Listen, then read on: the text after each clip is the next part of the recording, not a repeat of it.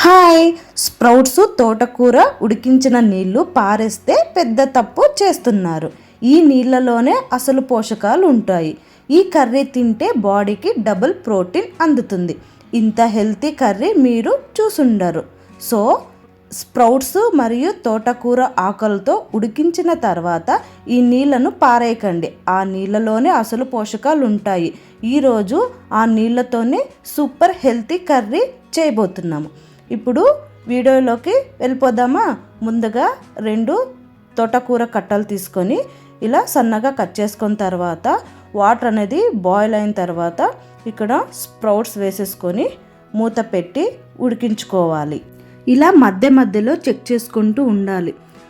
Sprouts అనేది ఒక 50% ఉడికిన తర్వాత ఆకుకూర బాగా వాటర్తో క్లీన్ చేసుకోవాలి. ఒక 5 to 6 టైమ్స్ వాటర్లో శుభ్రం చేస్తే రాళ్ళు మన్ను ఏమన్నా ఉన్నా వెళ్ళిపోతుంది. అలా క్లీన్ చేసుకున్న తర్వాత చూసారా ఇక్కడ స్ప్రౌట్స్ అనేది 50% ఉడికిపోయింది. ఇప్పుడు ఆకుకూర పెట్టి నేను ఉడికించుకుంటున్నాను.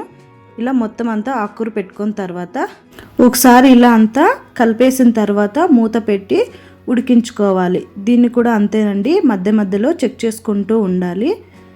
ఇలా చెక్ చేసుకున్న తర్వాత ఇప్పుడు నేను 2 టమోటాలు ఈ వాటర్లోకి వేసి ఉడికించుకుంటున్నాను. టమోటా మెత్తగా ఎంతవరకు ఉడికించుకోవాలి మూత పెట్టి.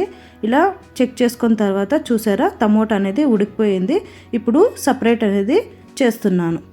సో ఇప్పుడు మనము చెక్ చేసుకుందాము ఆకుకూర ఉడికిందా లేదా, అలానే స్ప్రౌట్స్ కూడా బాగా మెత్తగా ఉడికినాయా లేదా. చూసారా నాకైతే ఇక్కడ ఉడికిపోయాయి. సో రుచికి తగినంత ఉప్పు వేసి మూత పెట్టి ఒక 10 minutes ఉడికించుకోవాలి. స్టవ్ అనేది ఆఫ్ చేసి ఇప్పుడు ఒక బౌల్ పెట్టుకొని ఇలా హోల్ ఉండే దాంట్లోకి మొత్తం అంతా పోసేసుకోవాలి.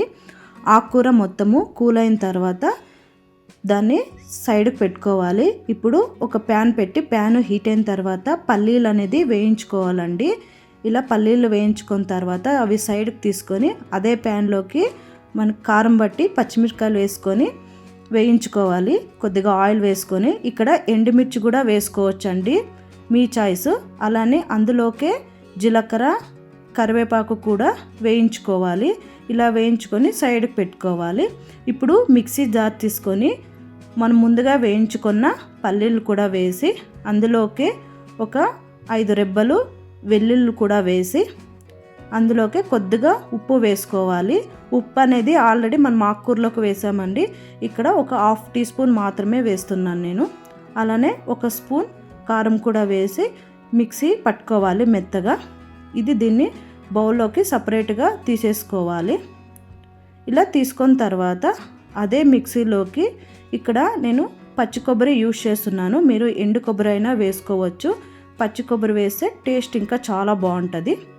ఇలా వేసుకున్న తర్వాత ఒకసారి మిక్సీ పట్టుకోవాలి. ఇలా పట్టుకున్న తర్వాత ఇందులోకి వెల్లుల్లి రెబ్బలు వేసుకోవాలి. అలానే ఆనియన్ ముక్కలు కూడా వేసుకోవాలి. ఇలా వేసుకున్న తర్వాత మనం ముందుగా వేయించుకున్న పచ్చిమిర్చి జీలకర్ర కరివేపాకు కూడా వేసేసుకొని పెట్టుకోవాలి. అలానే టమోటాలండి, టమోటాలు పైన తోలు ఉంటుంది కదా అది తీసేసుకొని మిక్సీ జార్లోకే వేసుకోవాలి. ఇలా 2 వేసుకున్న తర్వాత మెత్తగా మిక్సీ పట్టుకోవాలి.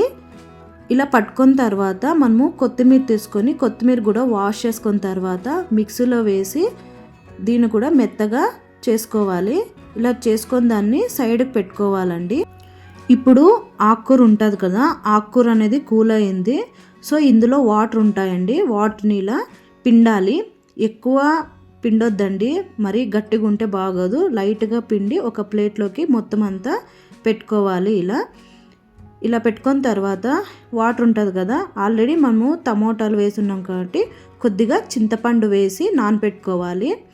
అలానే మనము ముందే సిద్ధం చేసుకున్న వాటర్ ఉంటాయి కదా, ఆ వాటర్ కొద్దిగా సైడ్కి తీసుకొని ముందుగా పేస్ట్ చేసుకున్న మిక్సీ జార్లో నుంచి వేసేసుకోవాలి ఆ వాటర్లోకి. ఇలా వేసేసుకున్న తర్వాత మొత్తము ఒకసారి కలుపుకోవాలి. కలుపుకున్న తర్వాత ఇప్పుడు గిన్నెలో చింతపండు నానబెట్టాం కూడా, దాన్ని కూడా ఇలా మ్యాష్ చేసేసుకొని ఆ వాటర్ని మిక్సీ జార్లో వేసి దానిలో కూడా ఉంటుంది కదా దాన్ని ఇలా క్లీన్ చేసుకొని మనము ముందుగా వేసుకున్న గిన్నెలోకే వేసేసుకోవాలండి. ఇలా వేసేసుకున్న తర్వాత చూసారా, మనకి కర్రీ అయితే రెడీ అండి. ఈ కర్రీని ఇక్కడే చెక్ చేసుకోవాలండి, ఉప్పు పులుపు అయిందో లేదో చెక్ చేసుకొని, కాకపోతే ఇక్కడే వేసేసుకొని సిద్ధం చేసుకోవాలండి. ఇప్పుడు స్టవ్ వెలిగించి ఈ గిన్నె ఉంటుంది, స్టవ్ పైన పెట్టుకోవాలి. ఇది లో ఫ్లేమ్లోనే ఉడికించాలండి. చూసారా, ఇంకా ఇక్కడ ప్యాన్ పెట్టుకొని ఇక్కడ ఆయిల్ అనేది ఎక్కువ పడుతుంది, ఎందుకంటే కర్రీకి కావాలి, ఇక్కడ ఆకుకూరకు కూడా కావాలి కాబట్టి. ఆయిల్ హీట్ అయిన తర్వాత జీలకర్ర, సాసులు, మినప్పప్పు, కొద్దిగా కలర్ చేంజ్ అవ్వగానే ఆనియన్ ముక్కలు వేసుకొని, ఇప్పుడు సన్నగా కట్ చేసుకున్న పచ్చిమిర్చి, అలానే కరివేపాకు, ఇవన్నీ బాగా గోల్డెన్ కలర్ వచ్చే వరకు వేయించుకోవాలండి. మధ్య మధ్యలో కర్రీని కూడా చెక్ చేసుకుంటూ ఉండాలి. కర్రీ అనేది ఇక్కడ బాగా ఉడుకుతుంది, ఇది లో ఫ్లేమ్లోనే ఉడికించుకోవాలి. ఇది పొంగితే టేస్ట్ అనేది వెళ్ళిపోతుంది, ఇది అమ్మమ్మల సీక్రెట్. సో ఇక్కడ ఆనియన్స్ అనేది వేగుతున్నాయి, గోల్డెన్ కలర్ రాగానే ఇప్పుడు మనము కొద్దిగా తీసుకొని కర్రీలో వేసేసుకుందాము ఈ పోపుని. కర్రీ అనేది లో ఫ్లేమ్లో 20 మినిట్స్ ఉడకగానే మనకి స్మెల్ వస్తుంది. ఆ స్మెల్ రాగానే ఈ పోపు అనేది వేసేసుకుంటే మనకి కర్రీ అనేది రెడీ అండి. సో ఇక్కడ బెనిఫిట్స్ అండి, స్ప్రౌట్స్లో ప్రోటీన్ ఎక్కువగా ఉంటుంది, తోటకూర ఆకులో ఐరన్, కాల్షియం ఉంటుంది, అలానే జీర్ణక్రియ బాగుంటుంది, వెయిట్ లాస్కి సహాయపడుతుంది, బాడీకి ఎనర్జీని ఇస్తుంది. అందుకే ఈ నీళ్లను వృధా చేయకండి, వాడుకోవాలి. చూసారా, ఇప్పుడు ఈ ఆకుకూర అంతా వేసేసుకొని బాగా మిక్స్ చేసుకున్న తర్వాత ఈ పల్లీలు కూడా వేసుకొని బాగా మిక్స్ చేసుకోవాలి. ఈ కర్రీ అనేది రైస్కి కానీ ముద్దకు అనేది టేస్ట్ చాలా బాగుంటుంది. చూసారుగా ఈ కర్రీలో ఎన్ని మంచి బెనిఫిట్స్ ఉన్నాయో. సో కనీసం వారానికి ఒకసారి అయినా పిల్లలకి చేసి పెట్టండి, మంచి ప్రోటీను ఎక్కువగా ఉంటుంది, అలానే ఇష్టంగా తింటారు. ఈ రెసిపీ మీకు నచ్చినట్లయితే లైక్ చేయండి, మీ ఫ్రెండ్స్కి షేర్ చేయండి.